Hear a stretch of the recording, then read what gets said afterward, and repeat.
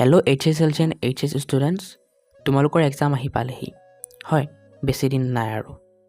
এই ভিডিঅ'টো মই এইকাৰণে আনিছোঁ যাতে তোমালোকক মই ক'ব পাৰোঁ কেইটামান কমন মিষ্টেকৰ কথা যি তোমালোকে HSLC বা HS এক্সামৰ প্ৰথম দিনাই কৰিব পাৰা, আৰু সেই মিষ্টেক কৰিলে তোমালোকৰ এক্সামত বেয়াকৈ প্ৰভাৱ পৰিব, আৰু কেতিয়াবাতো তোমালোকে এক্সামত মানে ফেইল কৰা নিচিনাই অৱস্থা হ'বগৈ পাৰে। চ' ভিডিঅ'টো শেষৰলৈকে চাবা, ভিডিঅ'টো ইম্পৰ্টেণ্ট হ'বগৈ আছে, কাৰণ গোটেই বছৰ কি পঢ়িলা কি নপঢ়িলা সেয়া পিছৰ কথা। মেইন কথাটো হ'ব তোমালোকে এক্সামত গৈ কিমানখিনি তোমালোকে ওলাব পাৰিলা, কিমানখিনি যি পঢ়িলা কিমানখিনি ওলাব পাৰিলা, তাৰ ওপৰতে তোমালোকৰ ফলাফলটো ডিপেণ্ড কৰিব। লাগিলে গোটেই বছৰ তোমালোকে এক মাহে পঢ়িছা বা তাতকৈ বেছিকৈ পঢ়িছা বা তাতকৈ কমকৈ পঢ়িছা, কোনো মাইনে নাৰাখে। সেয়া মেইন মাইনে কি ৰাখিব, এক্সামত গৈ কি লিখিলা। ঠিক আছে। চ' প্ৰথম মিষ্টেকটো হ'ল বহুতে কি কৰে, এক্সামৰ প্ৰথম দিনা ধৰা আজি এক্সাম, ধৰা কালি এক্সাম আৰু আজি ৰাতি গোটেই ৰাতি পঢ়িলে আৰু নুশুলে, ফলত কি হ'ব, তেওঁৰ টোপনি সম্পূৰ্ণ নহ'ল। আৰু যেতিয়া এক্সাম চেণ্টাৰলৈ এক্সাম দিব যাব, এক্সাম হলত এক্সাম দিব বহিব, তেতিয়া কি হ'ব, তেওঁৰ মাথা গৰম উঠি আহিব, যি পঢ়িছে সেয়াও পাহৰা নিচিনা লাগিব।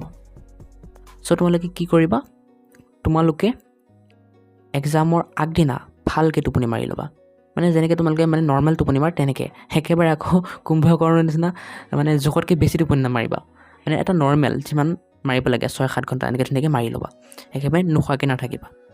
ঠিক আছে, কাৰণ এই ভুলটো মই মোৰ বহুত এক্সামৰ লগত কৰিছিলোঁ আৰু ফলত মোৰ সেই এক্সামবোৰ বেয়া হৈছে। চ' মই ভালকৈ জানো যে এইটো কিমান ডাঙৰ এটা ভুল। এতিয়া নেক্সটটো হ'ল তোমালোকে কি কৰিব লাগিব, নেক্সট মিষ্টেকটো হ'ল তোমালোকে ধ্যান দিব লাগিব যে কি পিন্ধি যাব পাৰিবা, কি লৈ যাব পাৰিবা এক্সাম চেণ্টাৰলৈ। কাৰণ সেইটোত যদি ধ্যান নিদিয়া আৰু কিবা নিব নলগীয়া আৰু নিপিন্ধিবলগীয়া বস্তু যদি পিন্ধি যোৱা, তোমালোকক কি কৰিব, এক্সাম হলৰ পৰা ওলাই দিব আৰু তোমালোকক ৰেষ্ট্ৰিক্ট কৰি দিব 3-4 বছৰৰ কাৰণে, এক্সাম দিব নোৱাৰিবা তোমালোকে। হ'ব, এতিয়া তোমালোকে যদি নাজানা কি পিন্ধিব লাগে আৰু কি নিব পাৰিবা এক্সাম হললৈ, দেন মই মোৰ চেনেলটোত ভিডিঅ' আপলোড কৰি থৈছোঁ, তাতো গৈ চাব পাৰা এইটো বিষয়ে। এতিয়া নেক্সট মিষ্টেকটো হ'ল বহুতে কি কৰে, ইমান ৰিভিজন কৰে, ৰাতিপুৱা উঠিও ৰিভিজন কৰি থাকে আৰু কি কৰে, এক্সাম হলত দেৰিকৈ যায়। এইটো তোমালোকে কেতিয়াও নকৰিবা।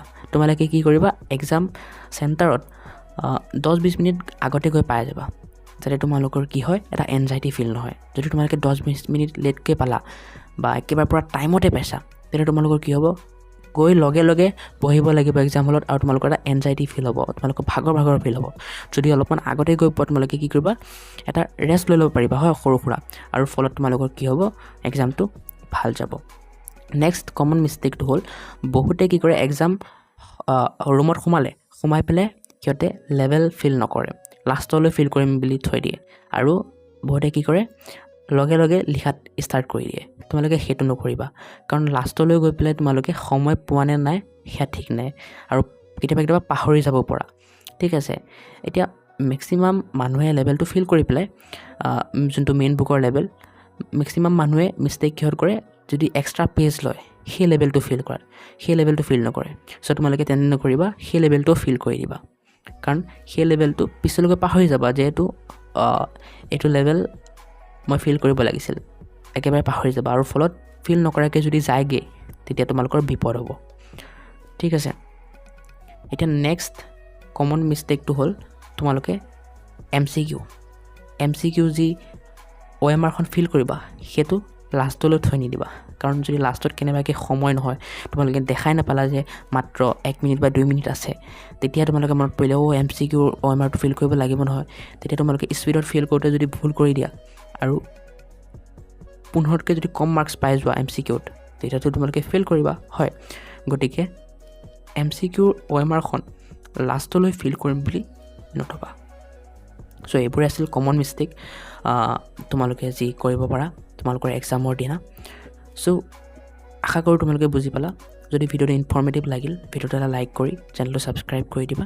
কিপ ৱাচিং, কিপ ছাপোৰ্টিং, আৰু যদি কিবা টপিকৰ ওপৰত ভিডিঅ' লাগে মোক কমেণ্ট কৰি দিয়া, মই নিশ্চয় দিব ট্ৰাই কৰিম। বাই।